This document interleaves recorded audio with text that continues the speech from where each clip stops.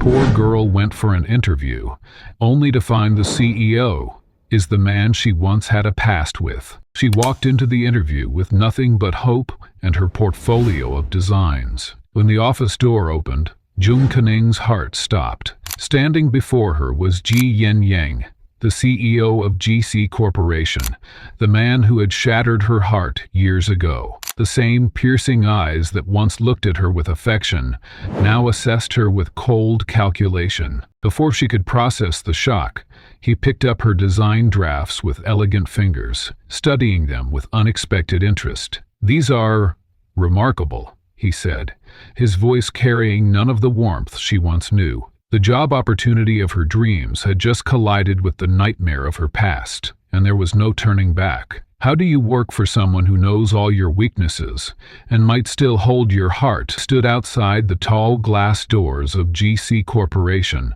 clutching her portfolio tightly. This was it, a chance to finally step into her dream of working in the fashion industry. Her heart was pounding, but she smiled to herself, determined to make an impression. The lobby was a pristine maze of marble and chrome, bustling with energy, but she moved purposefully toward the receptionist desk, where she was directed to the interview room. As she walked, her confidence remained steady, even as the magnitude of the opportunity weighed on her. After weeks of preparation, sleepless nights, and countless drafts of her designs, she was ready to prove her worth. Or so she thought. The moment the door swung open, all that preparation felt as fragile as glass. Sitting behind the intimidating mahogany desk, surrounded by shelves that displayed books on business strategy and awards of excellence, was not just the CEO of GC Corporation, it was G.E. Lianqian.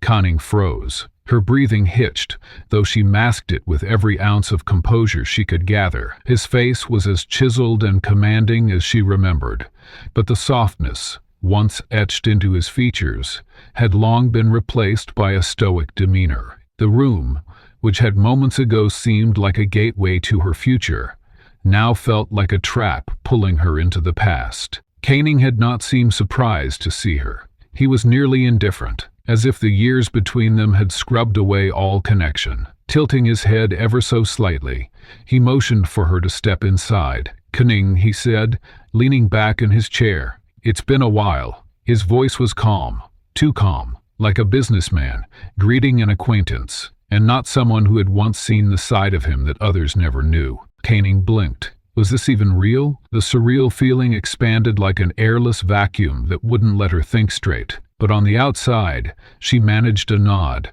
forcing her legs to step forward, as if they weren't shaking.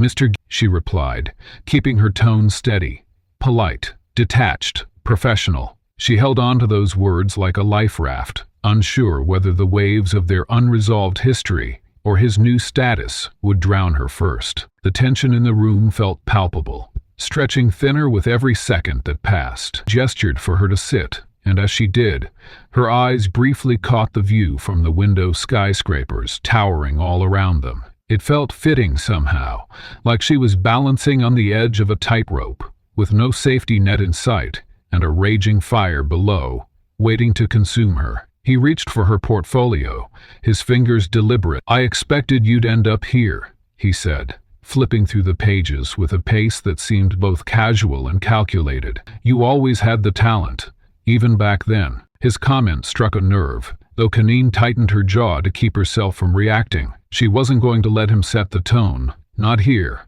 Not now. Instead, she focused on the flick of each page as his hands moved through her work. The designs she had poured her heart into suddenly felt vulnerable under his scrutiny, as if they weren't displays of talent, but confessions to every doubt, fear, and cutting memory. Her stomach twisted. She wasn't even sure which was harder to handle, the fact that this moment felt so surreal, or the realization that after all this time, he still had the power to unnerve her. As much as she tried to push back the memories, pieces of them floated to the surface the longer she sat in his presence. The nights when their paths had once crossed under entirely different circumstances. Back then, their connection had felt electric, unshakable, until it wasn't. And now, sitting across from him, she couldn't help but wonder whether he remembered any of it. whether the distance in his gaze was genuine or carefully constructed armor. Her inner conflict must have shown, at least in part, because Guy's examination of her designs stopped short. He lifted his head and studied her with the same precision he'd given her portfolio. His eyes were darker than she remembered, sharper, but when he spoke, his tone betrayed nothing. "You've come a long way, Canning," he said finally, setting the papers down. "Let's see if you're ready for what's next." The words hung in the air, enigmatic and piercing all at once. Was it a compliment? A challenge? She couldn't tell, and part of her wasn't sure she wanted to know. For a moment, she thought about walking out. Every nerve in her body was screaming how much easier it would be to find another opportunity, another path, one that didn't involve the man who knew the most vulnerable parts of her. But then, just as quickly, a different voice answered back, firm and relentless. No, she wouldn't let him, or the ghost of what they had, decide her future. She had worked too hard and sacrificed too much to let a familiar face derail her now. Holding her head high, she forced herself to smile at him, even if it wavered faintly at the edges. "I think I am," she replied, her voice carried by determination. And even if her confidence faltered inside, outwardly, she kept her ground. When she left the room after that brief but haunting exchange, her mind raced. Unanswered questions trailed her every step, and each one weighed heavier than the last. What happened to the warmth he used to carry in his voice? Did he truly have this cold, cutthroat aura about him now, or was he only like that because it was her? Most importantly, why was fate bending their paths together again, just as she was starting to build her new life? Still, as she walked the grand corridors of GC Corporation back toward the lobby, she made her decision. She wouldn't give up just because this first step was harder than she had ever imagined. If Ge Gianhang wanted to test her, then she would prove herself. Canning had always been resilient, and this wouldn't be the exception. As she adjusted her grip on her portfolio and straightened her back, the fire in her eyes returned. All that mattered now was earning her place fairly and on her terms. Nothing, not even the weight of the past sitting across from her in that interview, was going to stop her. Canning sat across from her best friend Ye in a cozy cafe, the hum of nearby conversations blending with the faint clinking of spoons against ceramic cups. The aroma of freshly brewed coffee surrounded them, but she felt little comfort from it. Her hands encircled the mug in front of her, as though it could anchor her thoughts, which had been spiraling ever since that interview. He leaned forward, eyes narrowed with concern. "Jianhong, are you serious? That was him?" Canning nodded, not trusting herself to speak immediately. The words were stuck in her throat, like an uncomfortable lump she couldn't swallow down. Finally, she managed, "I had no idea he was the CEO. I walked in, ready to make my case, and there he was." Yi let out a low whistle, leaning back against her chair. "Canning, this changes everything.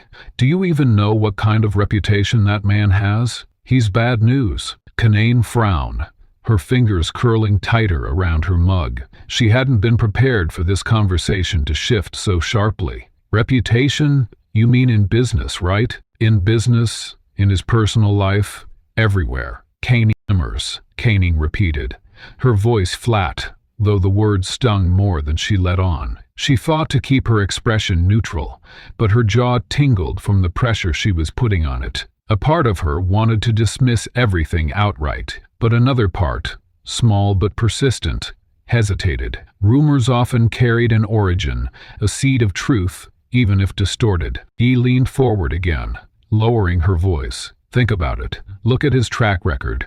He's known for profiting off people's talents and discarding them when they've outlived their usefulness. And then, there's the women." She paused, assessing Cannon's face before continuing. "Do you remember that young designer? What was her name? Ni? She's practically vanished from the industry, and people say it's because of something that happened with him. He can ruin careers." Canning swallowed hard, but the lump from earlier in her throat hadn't eased. Her mind raced, recalling flashes of articles she hadn't paid much attention to at the time. Most had painted him as a demanding genius, a visionary in the fashion world, But others, usually the more obscure sources, hinted at darkness beneath that polished surface. Still, she couldn't be sure if Ye's warnings were exaggerated concern or cold, hard truth. "You know how people can twist things, Yi," Koenig said softly, though her voice lacked conviction. "Especially in industries like this.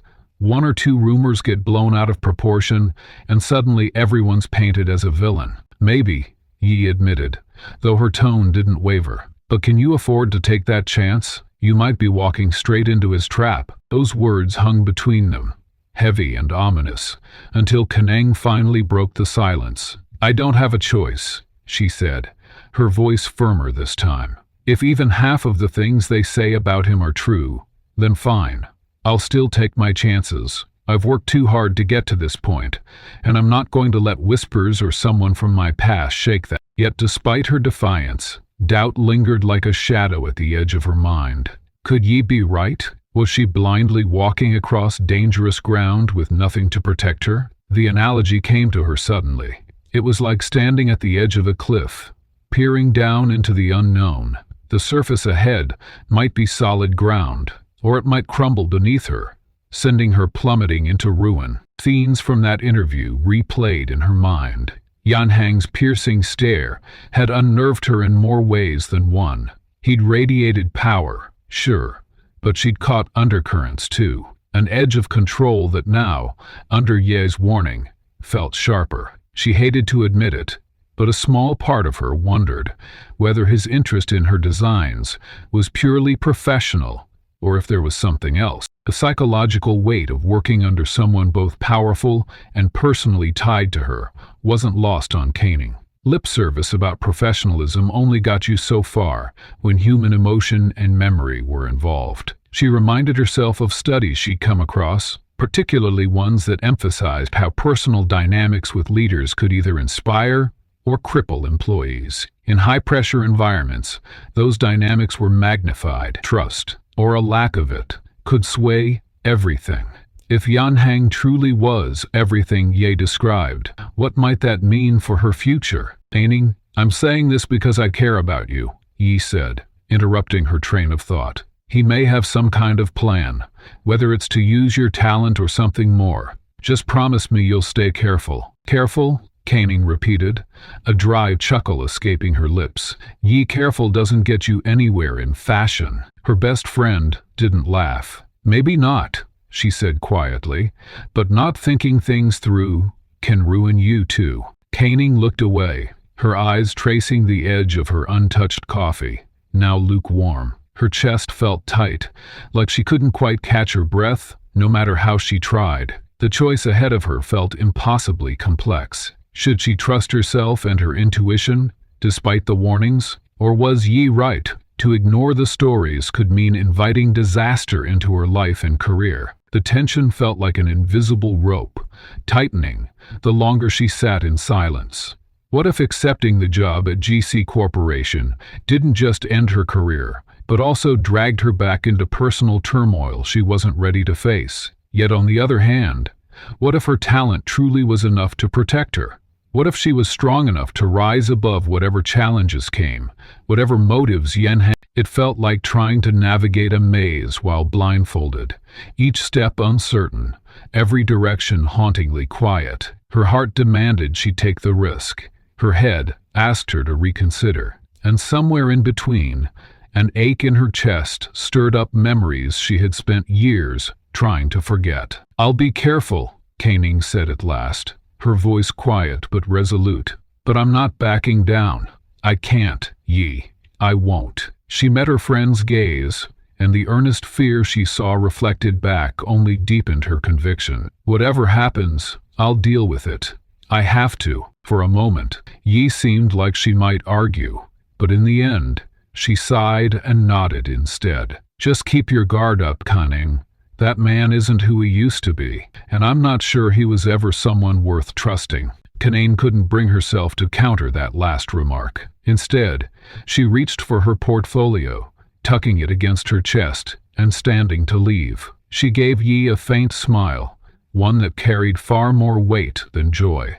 "I'll be fine. He's not going to stop me from building the life I want." No one. As she stepped out of the cafe and onto the busy street, the wind rushed past her like a force of nature, swirling her hair into her eyes. She brushed it away and drew a deep breath, steeling herself for what was coming. The idea of walking into GC Corporation again churned her stomach, but she ignored it. Fear came and went like waves, but determination had to hold steady, because no one else could do this for her. When she thought about Jian Hang now, she let the warnings echo faintly in the background without consuming her. Maybe Ye was right. Maybe he had a hidden agenda. Or maybe, for once, Kanye needed to stop wondering about him and focus entirely on herself. All she could do was trust who she was, what she'd created, and the vision she believed in. Those were her truths. Everything else, past heartbreak, rumors, fear, was just. Her mind firmed as she walked toward her next step. Whatever hesitation she had earlier began fading, replaced with quiet resolution. She was going to win her place at GC Corporation, and if Yan Hang thought he could shape the narrative this time around, well, he'd underestimated her. It was early evening when she arrived back home, the city lights just starting to flicker. Standing by her window, portfolio in hand, she stared out at the skyline. She wasn't naive. The hurdles in front of her were growing clearer every day.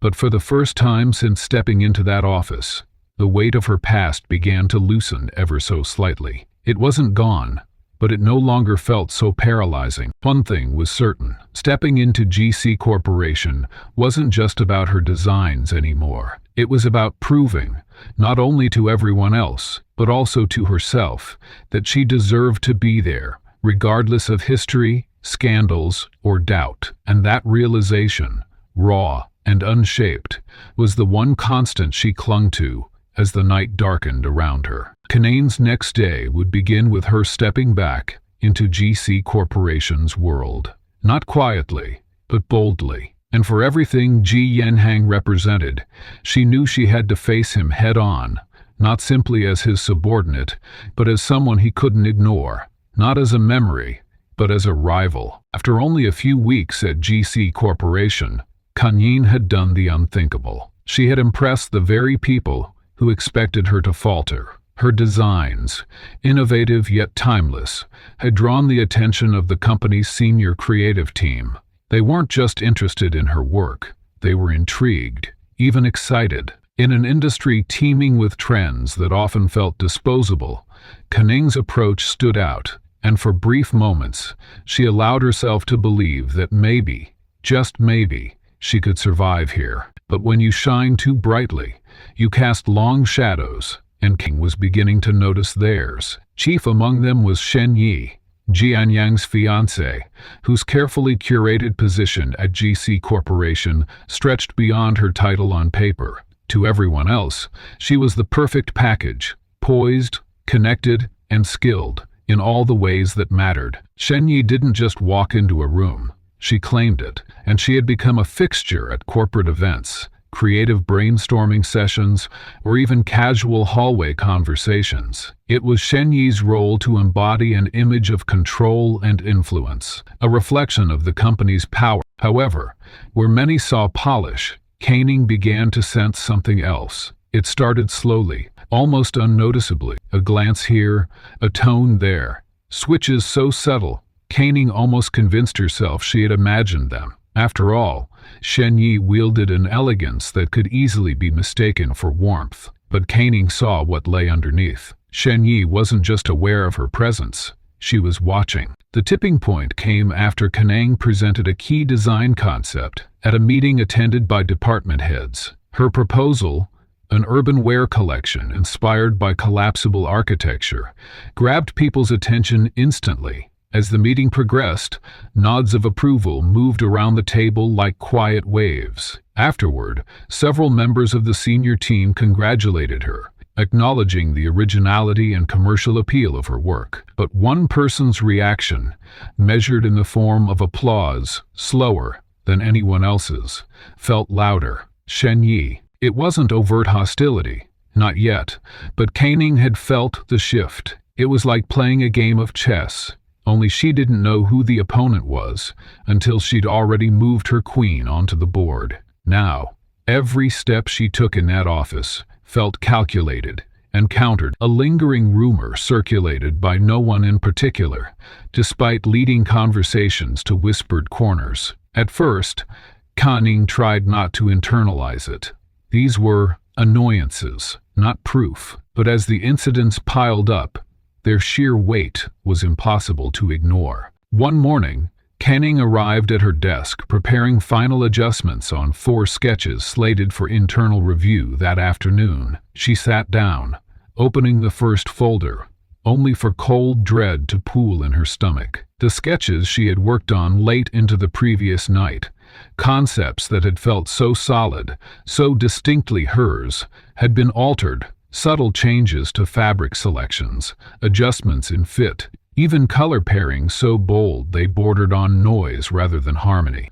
To an outsider, the work would still seem strong, maybe passable, but Canning knew the difference. These revisions weren't improvements, they were intentional sabotage. She quickly pulled out her backup files, her hands fumbling as she rifled through references. But questions burned at the edges of her mind. When had someone accessed her designs? How? And more importantly, who? The memory of Shen Yi studying her during the last meeting flashed forward, uninvited. For the first time, the pieces began to fit. Shen Yi hadn't made her envy so overt. Her attacks weren't physical or loud, but she didn't need them to be. Workplace jealousy rarely announced itself with grand gestures, at least not at first. Instead, people like Shen Yi thrived where the damage could be quieter, more psychological. Every deliberate choice, undermining confidence here, distracting focus there, added pressure in a place as competitive and high stakes as the fashion world. According to studies on workplace dynamics, envy festers most intensely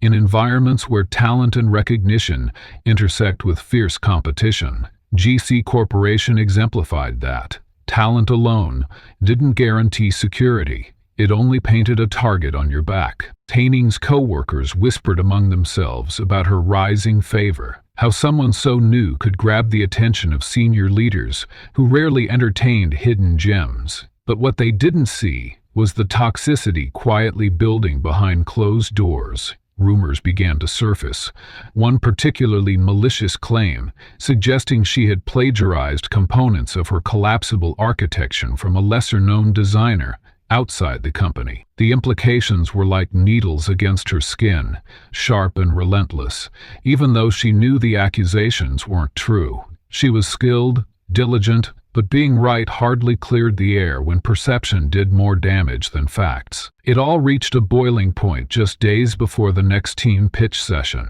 An internal meeting had been called to generate early feedback on Canning's full collection, alongside those of her peers. Shen Yi walked into the room moments before the presentation was set to begin, her posture calm but vaguely dismissive, with an assistant carrying files of her own. She pressed forward, a faint smile curling at the edges of her lips as she opened a portfolio and revealed a series. The first glance stunned Canning. Shen Yi's submission bore a striking resemblance to Canning's original sketches, shading so similar that it teetered on outright replication. Was this deliberate? Canning's pulse pounded, her body tense with suspicion, but she had no proof these designs were hers. Not now. When someone asked how Shen Yi had arrived at such unique inspiration, she delivered the answer flawlessly. Talent often grows from observation, doesn't it? Her voice was velvet-trimmed, light and conversational, yet her words felt barbed. Canning's nails pressed into the palm of her hand, her jaw tightening. She wanted to respond, to clarify, to challenge, but going head-to-head in this setting was both dangerous and futile, and Shen Yi knew it. Yet something unexpected happened as Canning looked around the room, observing silent glances exchanged between her superiors. Though none directly attacked her work, neither did they leap to defend it. Silence was a support. It was a void where doubt grew. Canning could feel her earlier determination faltering as others shifted their attention outwardly, as though she didn't exist. For a moment, it felt like her achievements were slipping right through her fingers, replaced by muted accusations. and the faintest hint of judgment. Still, Qianyi wasn't one to crumble so easily. That evening, after enduring more whispers from passing corridors, she cornered Yanheng in his office. She barged through the doorway, past professional decorum, past the layers of unwritten conduct between subordinates and corporate leaders, and leveled a stare at the man whose profile still loomed far too large in her own history. He sat reclined in his chair, one eyebrow raised with faint interest. "Something on your mind?" he said, inviting her to speak, yet no longer sure whether she feared what Yanheng could dismantle more than how Shenyi might manipulate. Caning spoke directly. "It's Shenyi, isn't it? I wanted this job fair and square." But she hesitated, not out of uncertainty but frustration that her own claim sounded wild. To accuse someone like Shenyi outright wasn't simply precarious, it bordered on career suicide. Yanheng leaned forward, resting his chin on clasped hands. He didn't dismiss her outright, didn't interrupt, but nor did his expression betray much assurance. His authority remained intact, clinical, almost unyielding. When Kanying finished speaking, he stood quietly, walked to the window, and studied the skyline bleeding gold light into the horizon. "Shenyi," he said finally, his voice coated thicker in the shadows between mystery and apathy, "is excellent at what she does. Perhaps you're misinterpreting the situation, perhaps." The word stung worse than a direct denial, but Kanying didn't let the conversation end there. Outwardly, Caning vowed she wouldn't crumble. She would fight from within, not through accusations hurled carelessly, but through doubling down on her strategies. Shenyi might be elegant in her movements, might aim for sabotage concealed beneath a pleasant exterior, but Caning wasn't going to sink beneath it. Against all manipulation, she repeated the phrase internally like costume armor. She'd stand tall. Even that intent wouldn't insulate her from sleepless nights or tense office corridors. What seemed like minor confrontations rippled beyond visibility. Shenyi's rumors lingered, not yet entirely unproven one direction or another. Kenyi continued crowd-pitching designs under revised perception lenses. Some crowd-presumed guilt, fueled anytime comparisons murmured louder. Conditioner effects meant progress-hampered callback trails indirectly spiraling somewhere seen visibly before Shenyi. The announcement came through a glossy GC Corporation memo, the kind that turned heads across the entire office. A company-wide design competition, it said, open to all. The prize, a coveted opportunity to meet Master Yi, the legendary designer whose name carried as much weight in the fashion industry as the GC brand itself. For Kanying, this wasn't just a competition. It was a chance to solidify her career. She sat at her desk that afternoon, rereading the details of the competition almost compulsively, as if the words might change, but they didn't. An open call for innovation and creativity, judged by top industry figures. It sounded simple enough, but she knew better. Nothing in her experience, not her education, not her late nights perfecting sketches, had been simple, and she doubted this would be any different. The office buzzed with excitement after the announcement, though it was less about the competition itself and more about the tension it stirred. For most employees, this was a platform to shine. For others, like Shenyi, it became something else entirely.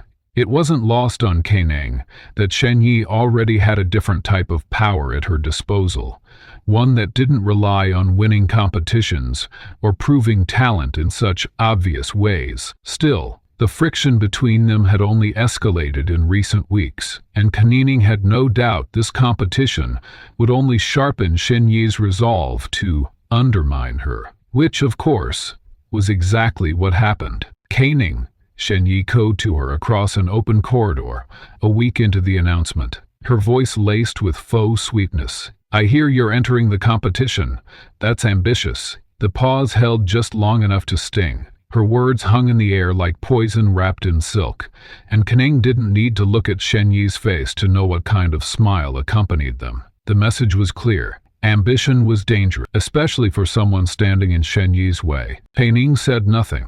She didn't trust herself to respond without letting irritation bleed into her voice. Instead, she returned to her workspace, where dozens of sketches covered the surface of her desk. She had been working tirelessly on her submission, pouring every ounce of energy into creating something that couldn't be ignored, a collection of designs that felt bold, cohesive, and personal, something that might even catch the legendary Master Yi's attention. But the whispers began before her designs had a chance to reach the competition board. It started with a question posed innocently enough. Didn't this sort of silhouette show up somewhere else last season? Days later, the murmurs grew louder. By the time Kaning caught wind of the accusations fully, the damage was already spreading. Shen Yi's name didn't appear directly in the rumors, but her fingerprints felt all over them. Plagiarism. The word struck a brutal chord in an industry where originality was currency. To have even the faintest accusation against you was enough to unravel your credibility. Kaning learned of the whispers firsthand when a junior designer she barely knew approached her in the break room. "Look, I don't know if it's true," the woman began awkwardly, her hands clutching a small cup of tea. "But you should know people are saying things. About your work, I mean. That it's borrowed." "Borrowed?"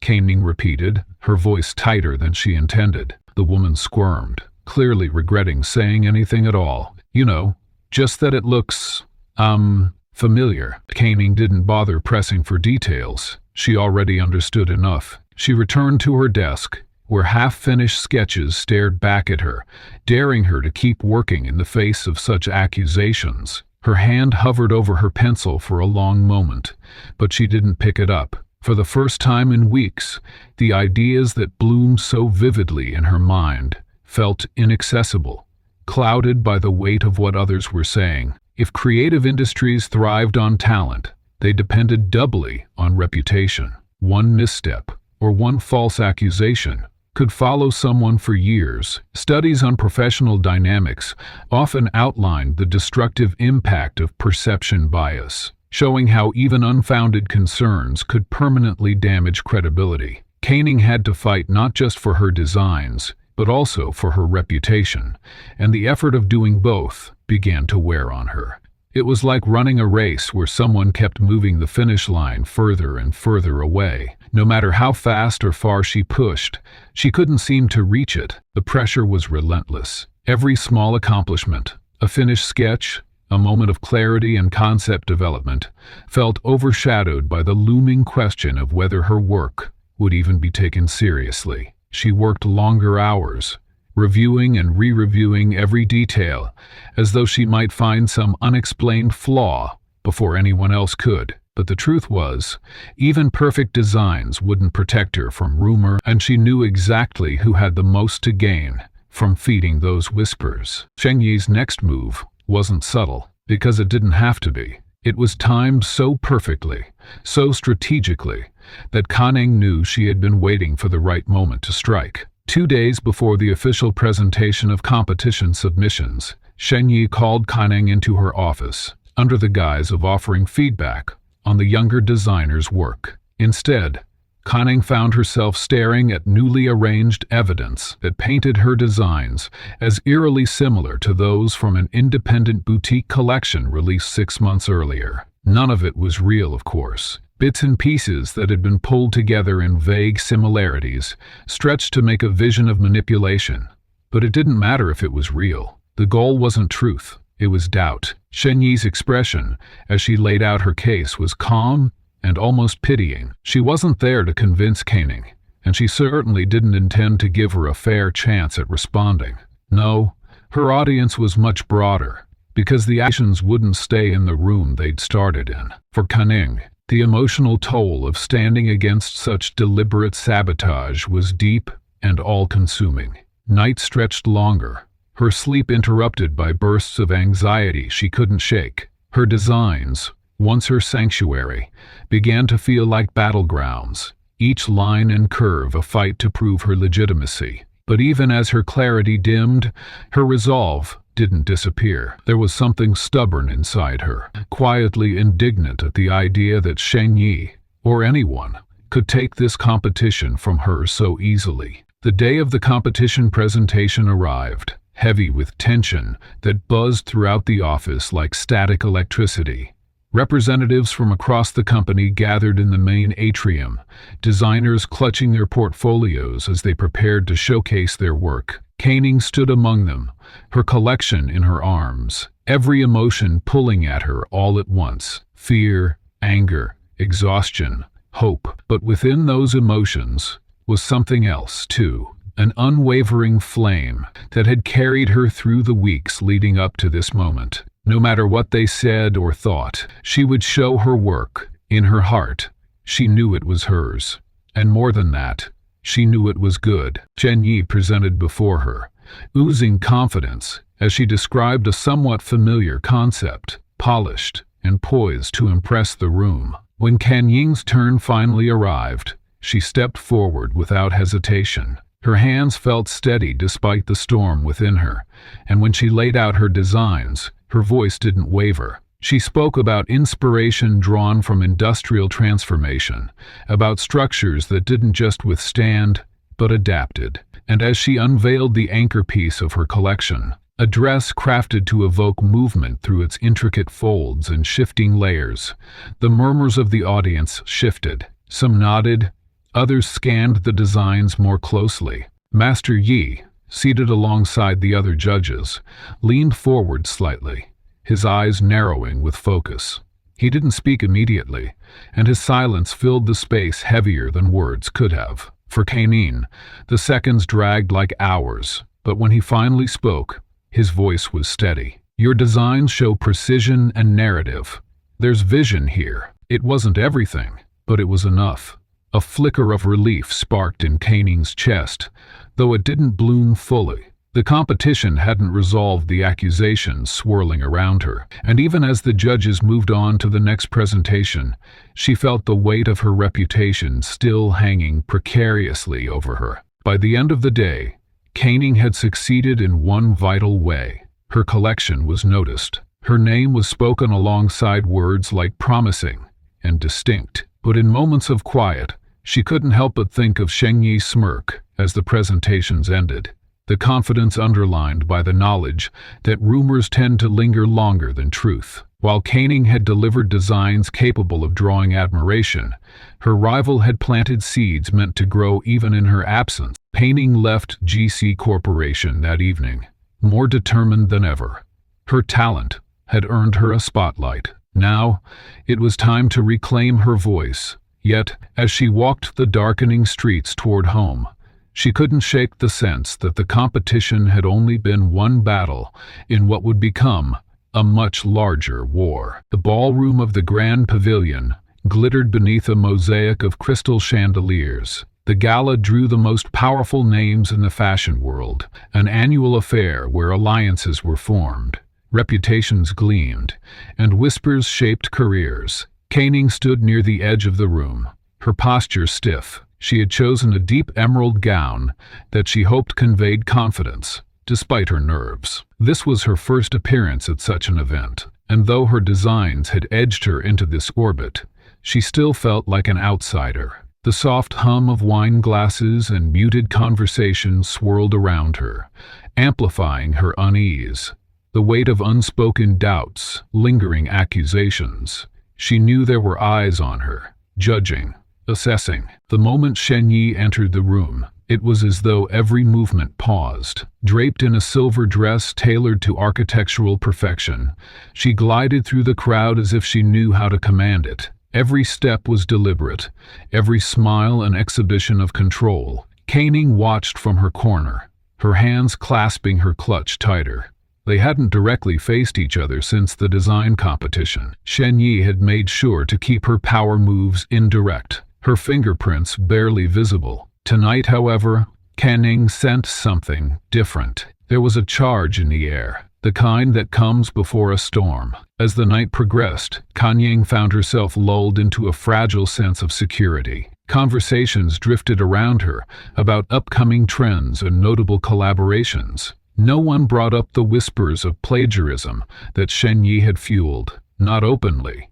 She thought she might make it through the evening without incident. She thought wrong. The shift came with a subtle announcement from the event's host, a man known for his deep ties to GC Corporation's elite. Before we conclude the evening, we'd like to acknowledge the extraordinary talent driving new creative visions in our industry. Applause rippled through the room. As Kan Ying instinctively glanced toward the podium, Shen Yi seized the moment. She stood gracefully, holding a glass of champagne as she addressed the room with a practiced smile. Many of us here know how difficult it is to protect creative integrity in a fast-paced world, she began, her tone carefully measured. Designs are a reflection of who we are, not just as professionals but as people. That's why it's so devastating when those designs are respected. The air around her seemed to tighten.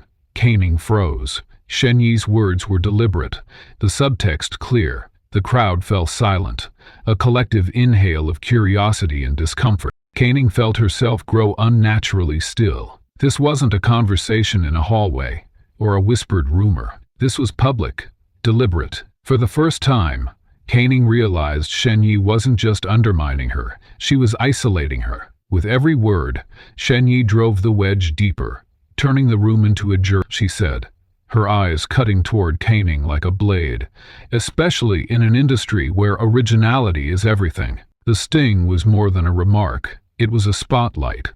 Heads turned toward Kan Yi, their eyes vacillating between curiosity and quiet judgment. For a brief moment, she felt carved out of the space, as if the marble walls had turned against her. This wasn't Shen Yi's first attempt to discredit her, but it was her most direct. Jian Yi, standing quietly near the back of the room, watched the exchange but remained unreadable. His lack of intervention nodded something deep in Caning's chest. The humiliation burned at her core, but it was the silence of the room that rattled her the most. This wasn't a crowd looking for truth. It was one balanced on intrigue, waiting for someone to stumble. Public opinion, in spaces like these, operated like wildfire. It didn't require fact, only kindling. Caning had read about this phenomenon countless times in industry analysis. The sway of perception could be weaponized in environments where reputations were currency, where whispers were louder than announcements. Tonight, Shen Yi had lit the match, and Kan Ning was the target. A surge of adrenaline pushed Caning to step forward, her heels clicking against the polished marble. There was no preparing for this moment. It was instinct and desperation that drove her. She forced herself to meet the crowd's collective gaze, even as her pulse thundered in her ears. When she spoke, her voice wavered only slightly. "I don't take accusations like that lightly," she began, taking in the sea of faces. "Designs are personal, and I know exactly how much of myself I pour into my work." Her tone gained steadiness as she continued. "If there are questions about my integrity, then let's be clear. Let's look at the work. Let's see the process, the sketches, the research, because while accusations can be flung across a room, the truth can be found in the details." Her words didn't erase the doubt, but they cracked the air of absolute certainty Shen Yi had engineered. Canadian could feel it, a ripple of hesitation within the crowd, as they considered whether there might be more to the story. Shen Yi didn't let the moment pass unchallenged. She gave a soft laugh, the kind meant to sound patient and superior. "Perhaps," she replied, "but sometimes the details don't lie, do they? Sometimes they point to inconvenient truths." A statement hung between them, brittle and sharp. Caning didn't break her gaze, though the temptation to shrink back clawed at her edges. Instead, she shifted her focus slightly, her eyes landing on Jia Jinheng, who had yet to move, yet to speak. His face revealed little, but the weight of his presence loomed. This was the man who had built the stage they were standing on, the one person who had the power to, and yet he remained silent, letting the spectacle play out. Betrayal crept into Canning's thoughts then, unshakable as it wrapped around her like a cold wind. His silence wasn't neutrality, it was complicity. After all, Shen Yi's position, her ability to orchestrate such a public confrontation, was bolstered by Yanheng's own status. Whether he agreed with Shen Yi or not, his refusal to intervene sent an unmistakable message to the room. Canning was on her own. In that realization, something flickered inside her. Anger, yes, but also clarity. Canning straightened her shoulders, her voice firmer now, as she addressed the crowd more directly. In a room filled with creative leaders, I'd hope we could all agree on one thing. Excellence doesn't come from tearing others down. It comes from rising above, from proving ourselves over and over again, no matter the challenges. For a moment, her words cut through the tension like glass breaking. A few attendees offered murmurs of approval, though most simply watched on, fascinated by the spectacle's unfolding layers. Canning couldn't quite tell whether she had gained ground or merely stalled the encroaching tide. Shen Yi, for her part, didn't react immediately. Her composure was still intact, but for the first time, Canning saw something else in her expression. A flicker of surprise. She hadn't expected Canning to push back, at least not with such control. As the night wore on, the confrontation faded into the natural ebb and flow of the event, but its impact remained. That night, Canning sat alone in her apartment, her gown neatly folded on a chair, her thoughts circling back to every moment of the evening. She replayed Shen Yi's words, her own retort, the crowd's reactions, and then, as though struck by lightning, she remembered something she had overlooked before. Shuffling through her portfolio, Canning pulled out earlier drafts of her designs, the ones she kept stored separately from anything digital. Her eyes scanned frantically, looking for the details that had been altered in later versions, the ones Shen Yi had tampered with during earlier sabotage. If she could trace the changes, she thought, if she could show how her work had been manipulated rather than copied, she might be able to turn the accusations back toward their source. Long into the early hours of the morning, Canning's research sprawled across her room, papers, sketches, timelines. Her exhaustion gave way to determination, a deep certainty that something was there, waiting to be uncovered. And then she found it, a small but unmistakable inconsistency within Shen Yi's deliberate designs. Dates, to be exact. Shen Yi's timeline for when she claimed to have created her work didn't align with Canning's documented drafts. It was a small detail, but it was enough to crack the polished surface Shen Yi had carefully maintained. Canning leaned back against the wall, the faintest trace of a smile breaking through her exhaustion. She didn't have all the answers yet, but she had something now, evidence, something substantial enough to expose Shen Yi's lies. The weight on her chest lifted slightly, though not completely. She knew this wasn't over. Somewhere across the city, Shen Yi likely celebrated her perceived victory, unaware that her facade had begun to show cracks. Canning could only imagine how she would react when the truth unraveled entirely. As for Jianyang, Canning found herself questioning not just his silence, but his motivations. On the surface, he had been indifferent, but deep down, she suspected he was watching closely, waiting for something. What?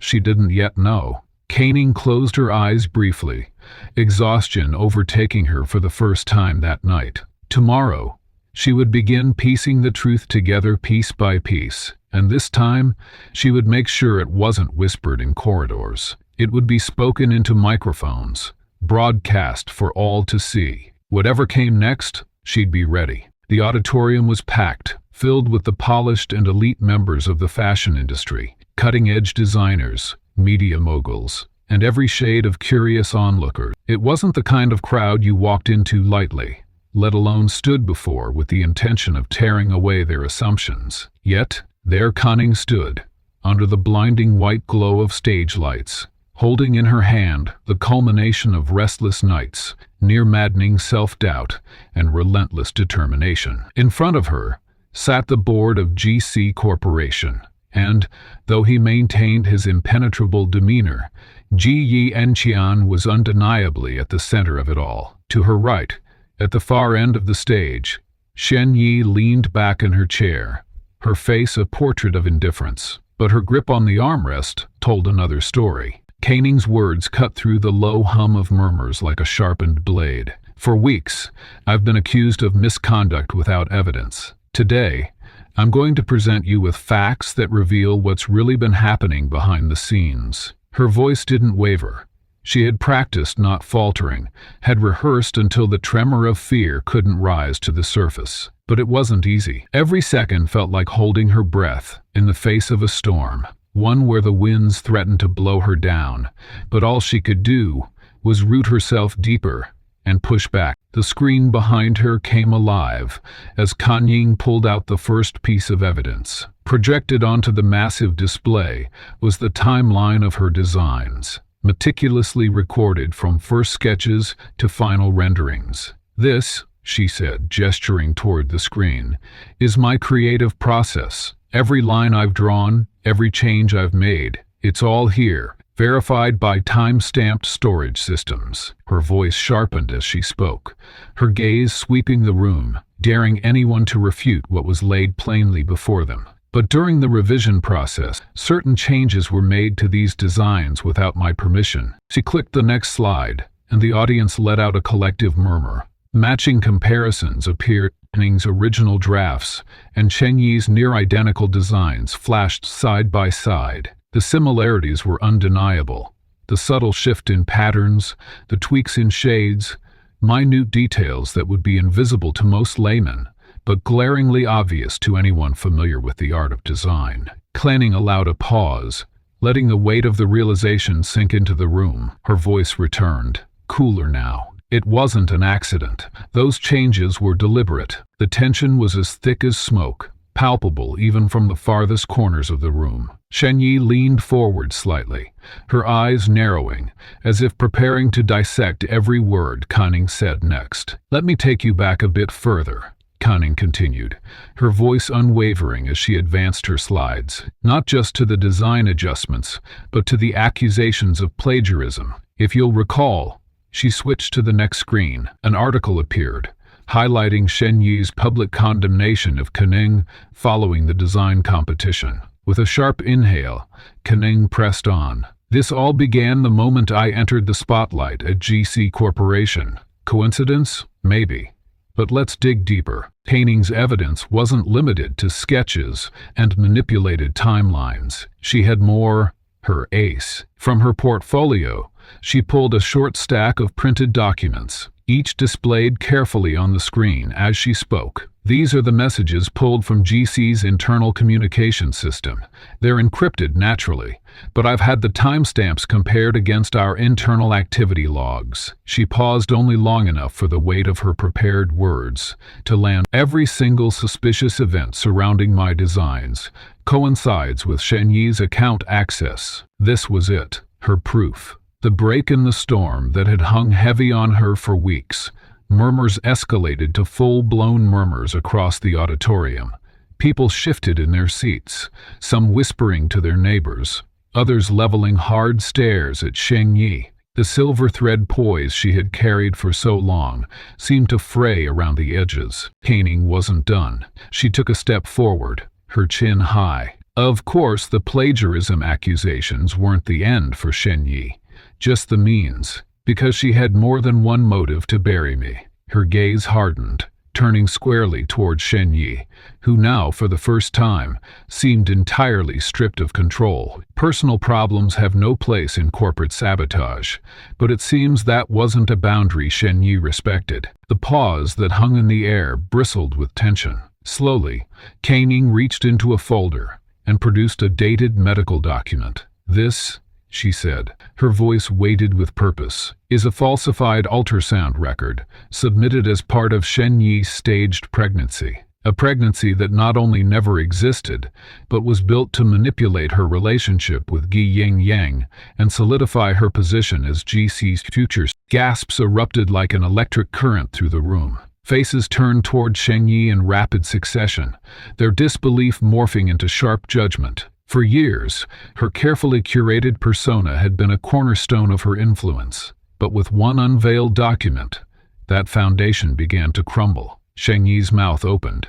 as though to offer a rebuttal, but no words came. Instead, she shrank slightly in her seat, the polished armor she wielded fraying before everyone's eyes. Canning continued, her voice now both relentless and calm. "These documents are confirmed counterfeits. And for those questioning why someone would go to such lengths to spread lies while attempting to discredit me, she clicked one final image onto the display, a series of private correspondence screens lifted directly from legal compliance archives, held by her lawyer. Messages explicitly show, in Shen Yi's own words, her intention to control the board's perception and remove me by any means necessary. The room erupted louder now, comments breaking through the stillness like ripples off a stone dropped in water. Some gasped. Others stared at Shen Yi with varying expressions of shock and vindication. From her vantage point, Kan saw Ji Yenkang for the first time in weeks. He seemed shaken, not by her as a rival or employee, but by an unveiled truth so glaring he couldn't dismiss it. Yanhang stepped forward slowly, silence stretching around him despite the murmur still lingering in the crowd. When he spoke, it was quieter than anyone expected, but his tone cut through the chaos. "Shen Yi," he began, his words slow, deliberate. "Is this true?" The weight of his question wasn't just pointed, it was shattering. Shen Yi stammered, searching for a lifeline that didn't exist. Her composure fell entirely, her calm demeanor replaced with hesitation, anger, and, most visibly, panic. "Gi," she began, clutching at empty words. "This isn't— I can explain." But he didn't let her finish. "Enough," he said sternly, his voice now carrying a thunderous timbre that silenced even the whispers in the room. He straightened, his hands clenched at his sides. His expression gave away nothing except one undeniable truth. His patience had reached its end. Kan didn't smile or gloat. She stood still, her chest steady, as she focused on holding her composure. This wasn't about revenge. It was about reclaiming her name. And as Shen Yi's carefully stacked world toppled in front of the room, Kan felt for the first time in weeks that she could finally breathe. Moments later, the board moved. A click of murmured approvals passed as a member confirmed Shen Yi's temporary suspension. Yanhang's reticent nod closed the scene. But more than relief, Kan Yin encountered Yanhang's unreadable face again, managing to register conflicting elements flicker. While he hadn't condoned Shen's magnitude quickly, Kan Yin inferred his guilt bordered near holding loyalty mistakes. With Shen Yi disgraced and indefinitely suspended from GC Corporation, the weight of her schemes no longer loomed over Kan. Yet the air inside the company still felt heavy. The fallout left behind was unavoidable. For Kan, it wasn't just about clearing her name now. It was about what came next. Shen Yi may have been exposed, but the silence that filled Ji Youngheng's office hours after the board's decision proved the battle wasn't entirely over. Kan sat across from him that day, waiting for him to speak as the tension deepened. His posture, stiff but poised, suggested he was calculating his every move. "I owe you an apology," Yanqiang finally said, his voice even, yet carrying an edge of gravity that Kan hadn't heard for years. Kaning's gaze didn't waver. She had waited for these words far longer than she cared to admit. "And for what exactly?" she asked, her tone measured. She wanted clarity, not a vague gesture. "For letting Shen Yi humiliate me in front of an audience? For watching me struggle while you said nothing? Or is it for something else?" Yanhang leaned back slightly, clasping his hands together on the desk in front of him. "For all of it," he admitted after a pause. His eyes, once cold during their earlier encounters, softened under her unrelenting stare. "You're right, Kan. I didn't stop it when I could have.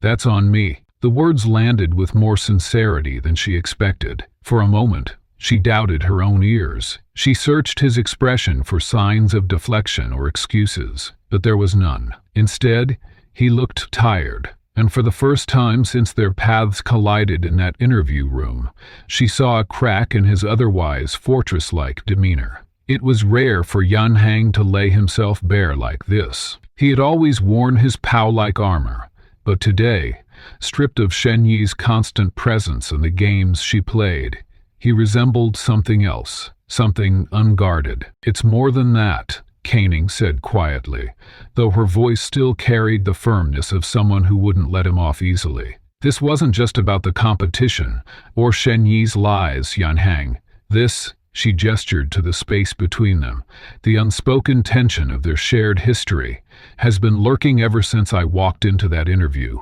Neither of us can ignore it anymore. Yang Chang didn't answer immediately, as if he were deciding how much of himself he was willing to show her in that moment. He stood, walking toward the large window that framed the sprawling cityscape beyond the Ock. I've spent years avoiding the past, compartmentalizing it, pretending it didn't matter. Caning tightened her grip on her arms, a reflex against the rush of emotions rising in her. She wanted to stay composed, even as memories broke through the barriers she had worked so hard to build. Do you think pretending makes it disappear? She asked, her voice sharper than intended. Because it doesn't. I carried it every step of the way, Yanhang. Maybe that's why it hurt so much to face you again. Painting, his voice trailed off, burdened with something unsaid. He turned to face her, and for the first time, there was no trace of the detached CEO who commanded respect with a glance. Instead, he was just a man, a flawed one, struggling to articulate the weight of his regrets. You're not the only one who carried it, he said at last. I never forgot. Not a single day. I just didn't know how to fix it. Her chest tightened at his words, and for a moment, their shared pain hung between them, suspended like a fragile thread. She thought of the days from years ago when they had once been close, when the world seemed smaller, their bond unshakable. And then she thought of the choices that ripped them apart, the silence that stretched between them for years. You didn't try, she said, her voice breaking slightly despite her efforts to stay composed. That's what hurt the most. You never tried. You just left me with nothing but questions. I thought I was doing the right thing, he admitted. His voice was thick with an emotion he couldn't entirely suppress. Before I knew it, so much time had passed that I didn't think I had a way back. Every choice I made brought me farther from you. The room grew quiet again, the only sound the faint hum of the city below. It was one of those silences that felt heavier than any words could, filled with everything they hadn't said over the years. Caning didn't know whether to feel anger or relief, maybe both. Forgiveness doesn't come just because you finally speak the words. Yan Qian, she said softly, breaking the quiet. It comes when you earn it. I know, he said, his tone steady now, and I don't expect this conversation to fix everything. I don't deserve that. He approached her then, cautiously, as if testing the space between them. He wasn't the man from her memories anymore, but he also wasn't the unfeeling shadow he had appeared to be in recent weeks. There was more to him, and that realization was unsettling in a way Caning couldn't quite define. Then what do you want? She asked, her voice firm despite the lump forming in her throat. To start over, he said, surprising her with the simplicity of the answer. Not erase the past, because we can't, but to step into whatever comes next differently. I don't just mean here at GC. I mean us. His voice softened as he said it, almost like he was afraid it might break if he spoke too loudly. If you'll let me, of course. Caning considered his words carefully.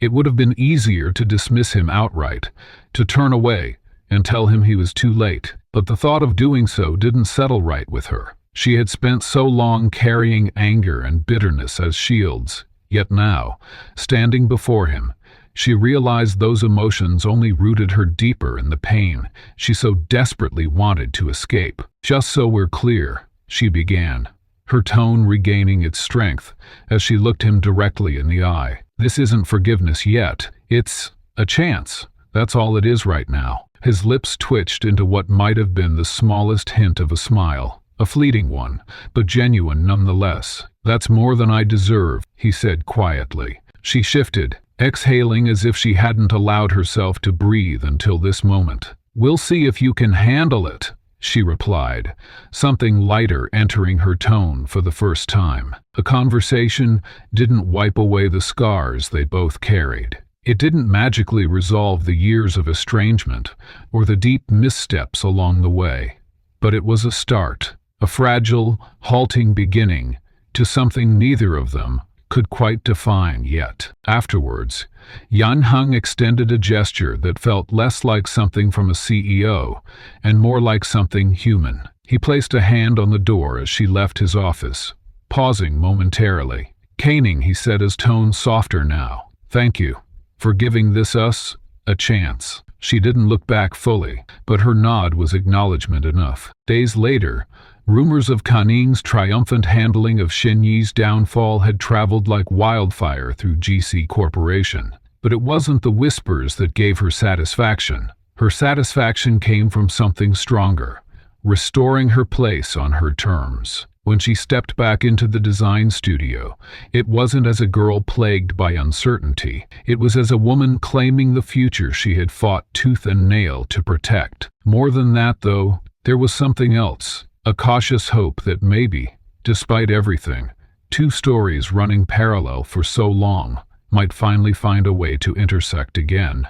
Not perfectly, not easily, but the beginnings of a second chance, built piece by deliberate piece. Caning's story is a testament to the power of grit and honesty in a world intent on testing both. She navigated betrayal, lies, and relentless opposition, but instead of folding under the pressure, she rose. Her determination to protect her talent, even when the odds were against her, proved that authenticity could stand taller than deceit. As viewers, we're left with a question that lingers. How do you hold on to your integrity when every choice feels like a risk? Caning's journey reminds us that, while the path may twist and darken, the truth always finds its way forward, if you let it.